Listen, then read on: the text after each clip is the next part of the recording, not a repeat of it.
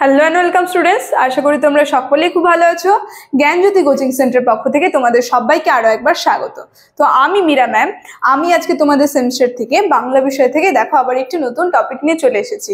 আজকে আমি যেটা নিয়ে আলোচনা করব দেখো সেটা আমি বোর্ডেই লিখে দিয়েছি। তোমাদের যে বাংলা কাব্য সাহিত্য রয়েছে সেই কাব্য সাহিত্য থেকে একজন বিখ্যাত কবি সত্যেন্দ্রনাথ দত্ত যে রয়েছে তার সেই কাব্য সাহিত্য অবদান সম্পর্কে কিন্তু আজকে আমি আলোচনা করব। আলোচনাটি শুরু করার পূর্বে তোমাদের ছোট্ট করে একটা ইনফরমেশন দিয়ে দিই। দেখো বোর্ডের কর্নারে তোমরা দুটো নাম্বার দেখতে পাচ্ছ। এটা হচ্ছে আমাদের জ্ঞানজ্যোতি কোচিং সেন্টারের অফিসিয়াল হেল্পলাইন নাম্বার। এখানে তোমাদের অনলাইনে ক্লাস করানো হয়, তার সঙ্গে তোমাদের নোটস দেওয়া হয়। তো তোমরা যারা যারা আমাদের সঙ্গে অনলাইন ক্লাসে যুক্ত হতে যাচ্ছ কিংবা আমাদের থেকে নোটস পেতে চাচ্ছ, তারা উপরে দেওয়া এই নাম্বার দুটির সঙ্গে যোগাযোগ করে কিন্তু আমাদের সঙ্গে যুক্ত হয়ে যেতে পারবে। ঠিক আছে, তাহলে আলোচনাটি আমি শুরু করছি। প্রথমেই বললাম তোমাদের যে কাব্য সাহিত্য রয়েছে সেই কাব্য সাহিত্য থেকে সত্যেন্দ্রনাথ দত্ত যে রয়েছে তার অবদান সম্পর্কে আজকে আমি আলোচনা করব।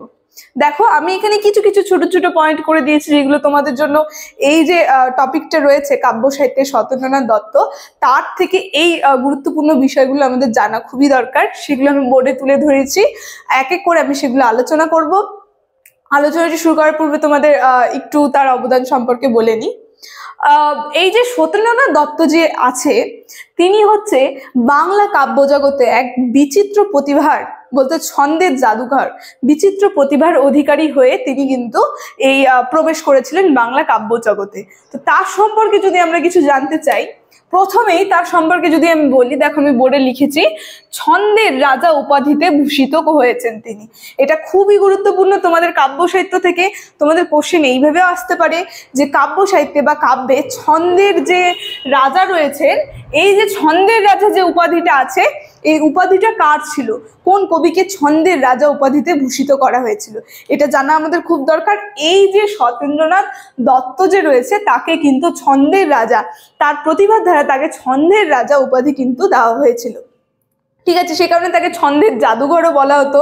আর এই যে ছন্দের রাজা উপাধি, এটা কে দিয়েছিল এটা জানা আমাদের জন্য খুবই গুরুত্বপূর্ণ। এই যে সত্যেন্দ্রনাথ দত্ত যে রয়েছে কবি, তাকে এই যে ছন্দের রাজা উপাধিতে ভূষিত করেছিল, তার প্রতিভা দেখে, কাব্য প্রতিভা দেখে সেই যে ভূষিত করেছিল, বলতে যে সত্যেন্দ্রনাথ দত্তকে এই উপাধি দিয়েছিল তার নাম দেখো আমি এখানে লিখে দিয়েছি রবীন্দ্রনাথ ঠাকুর। রবীন্দ্রনাথ ঠাকুর কিন্তু এই যে সত্যেন্দ্রনাথ দত্ত যে আছে তাকে ছন্দের রাজা উপাধিটি দিয়েছিল। ঠিক আছে, এবার পরে আমরা চলে যাই। দেখো পরের পয়েন্ট আমি লিখেছি, সেখান থেকে তোমাদের জানা যেটা খুবই দরকার, তার রচিত কাব্যগুলি। ঠিক আছে, এই যে সত্যেন্দ্রনাথ দত্ত যে রয়েছে কবি, তার রচিত কাব্যগুলির নাম আমরা একটু জেনে নিই। দেখো আমি পরপর লিখেছি। তার রচিত কাব্যগুলির মধ্যে রয়েছে সাবিত্রা, সন্ধিক্ষণ, বেনু ও বীণা, তারপরে হোমশিখা, তীর্থ সলিল। ঠিক আছে, সলিল, তীর্থ সলিল, এই সমস্ত কাব্যগুলো কিন্তু তিনি রচনা করেছিলেন। নামগুলো আমি বললাম, সবিতা, সন্ধিক্ষণ, বেনু ও বীণা, আর হোমশিখা আর তীর্থ সলিল, এই সমস্ত কাব্যগুলি তিনি রচনা করেছিলেন। চলো পরের পয়েন্টে আমি কি লিখেছি দেখে নিই। পরের পয়েন্টে আমি বলেছি সামাজিক মূল্যবোধ নিয়ে কাব্য রচনা শুরু করেন। তিনি যে তার কাব্যগুলো রচনা করেছিলেন তার মধ্যে আমরা দেখব সেগুলোর মধ্যে যে সামাজিক মূল্যবোধ, বলতে সমাজের যে একটা মূল্যবোধ, সেটা নিয়ে কিন্তু তিনি তার কাব্যগুলি রচনা শুরু করেছিলেন।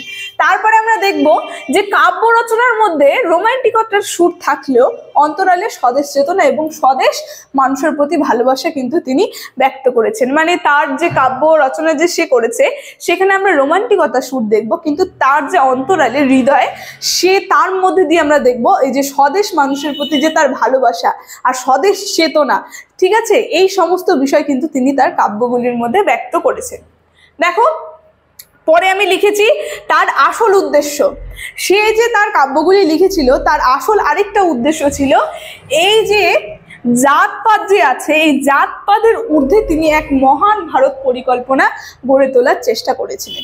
এই যে জাতপাত যে রয়েছে তাদের ঊর্ধ্বে গিয়ে একটা মহান ভারত পরিকল্পনা, মহান ভারত গড়ে ওঠার পরিকল্পনা কিন্তু তিনি করতে চেয়েছিলেন। ঠিক আছে, তো এই সমস্ত ছিল তার কাব্য রচনার বিষয়বস্তু, স্বদেশ চেতনা, একটা জাতিভেদ তুলে দিয়ে একটা মহান ভারত তৈরি করার পরিকল্পনা।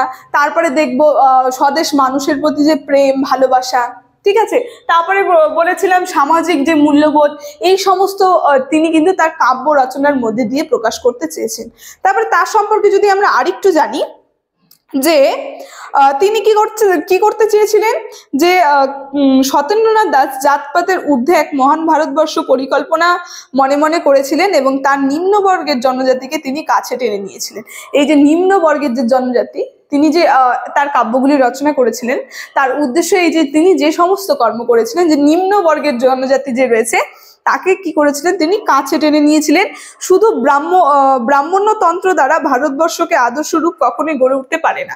মানে এই যে ব্রাহ্মণ্যতন্ত্র রয়েছে, শুধুমাত্র এটাকে কেন্দ্র করে থাকলে হবে না, যে নিচু জাতিগুলো পড়ে আছে তাদেরকেও তিনি গড়ে তুলতে চেয়েছিলেন। ঠিক আছে, তো তাই বলেছে যে মহান ভারত তৈরি করার পরিকল্পনা কিন্তু তিনি করেছিলেন। এই জন্যই তিনি সমস্ত জাতিকে শ্রেণীভেদ ভুলে গিয়ে এক মহান ভারতের পরিকল্পনা করেছিলেন এবং তা লিপিবদ্ধ করতে ভোলেননি কবিতায়। এবং সেই জিনিসটা কিন্তু তিনি তার কবিতা লিপিবদ্ধ বলতে, কবিতা লিখতে সে ভুলে যায়নি। বলেছে সমস্ত মানুষের যে পৃথিবীতে বেঁচে থাকার অধিকার আছে তা তিনি মনে করিয়ে দেন। তিনি বারবার তার এই যে কাব্যরচনার মাধ্যমে তিনি মনে করে দেন যে সমাজের প্রত্যেকটা মানুষেরই বেঁচে থাকার অধিকার আছে। দেখো, তাই তিনি লিখেছেন, গাহ নির্ভয়ে সাম্যের গান, শিকল পড়ুক খসি, উচ্চে সবলে উচ্চার ওগো সাম্যের মহাসাম, বস্তুত এই বলিষ্ঠ জীবনবোধের বুর্জিয়া মূল্যবোধের প্রস্তুত। ঠিক আছে, প্রসূত। এই বিষয় তিনি কিন্তু তার কাব্যের মধ্যে রচনা করেছিলেন, তার কাব্যের মধ্যে তিনি লিখেছেন, লিপিবদ্ধ করেছেন। বলছে ক্লাসিক শিল্পের সঙ্গে যুক্ত হয়েছিল একটা রোমান্টিক ভাব কল্পনা। তিনি যে ক্লাসিক শিল্প চালু করেছিল, তার সঙ্গে যে আমরা দেখবো রোমান্টিক ভাব কল্পনা, সেটা কিন্তু ফুটে উঠেছিল তার কাব্যগুলির মধ্যে। ফলে তার চিত্র ফুটিয়ে তুলতে তিনি যেমন দক্ষতা দেখিয়েছেন, সেটা অতি সাধারণ বিষয়কেও চমৎকারভাবে ফুটিয়ে তুলেছিলেন। তিনি শুধুমাত্র এই কাব্যর মধ্যে আমরা দেখবো না, তিনি এই যে চিত্র যে রয়েছে, চিত্রের মধ্যে কিন্তু তার একটা বিশেষ প্রতিভা ছিল চিত্র অঙ্কন করার মধ্যে। বলেছে যে চম্পা কবিতা একটি সাধারণ ফুলকে সামনে রেখে কবি জীবনের সংগ্রামের এক অতলন্ত চিত্র তিনি এঁকেছেন। ঠিক আছে, এই যে চম্পা কবিতা যে রয়েছে, সেখানে চম্পা ফুলকে কেন্দ্র করে তিনি কি করেছেন, একটা ফুলকে কেন্দ্র করে তিনি খুব সুন্দর একটা জলজন্ত একটা খুব সুন্দর চিত্র কিন্তু তিনি এঁকেছিলেন। এবং সত্যেন্দ্রনাথ ছন্দ নিয়ে নানা পরীক্ষা নিরীক্ষায় অবতীর্ণ হয়েছেন। এই যে ছন্দ, তাকে কি কারণে এই যে ছন্দের রাজা উপাধি দেওয়া হয়েছিল, কারণ এই যে ছন্দ জিনিসটা যে রয়েছে, এটা নিয়ে কিন্তু তিনি নানা পরীক্ষা নিরীক্ষায় নেমেছিলেন। এবং ফলে তার কবিতায় বিবিধ সুর পাওয়া যায়। তার কবিতায় আমরা দেখব বিভিন্ন ধরনের সুর পাওয়া যায়। নানা পরীক্ষা নিরীক্ষায় তিনি অবতীর্ণ হয়েছেন। যেমন পিয়নের গান কবিতায় শুনেছিলাম, এই যে এর কবিতায় আমরা দেখব যে তার ছন্দ তিনি তুলে ধরেছেন। বলেছে তুল তুল টুক টুক তুল তুল, কোন ফুল তার ভুল। দেখো কি সুন্দর করে কিন্তু তিনি লিপিবদ্ধ করেছেন, লিখেছেন। ঠিক আছে, এই যে তো তার সম্পর্কে, তার কাব্য সম্পর্কে, তার প্রতিভা সম্পর্কে আজকে আলোচনা আমি এতটুকুনি রাখলাম এখানেই। তো আশা করি কিছু হলেও তোমাদের বোঝাতে পারলাম। আলোচনাটি আমি এখানে শেষ করছি। ভিডিওটি যদি তোমাদের ভালো লেগে থাকে অবশ্যই like, comment, share and subscribe করে দেবে। Thank you.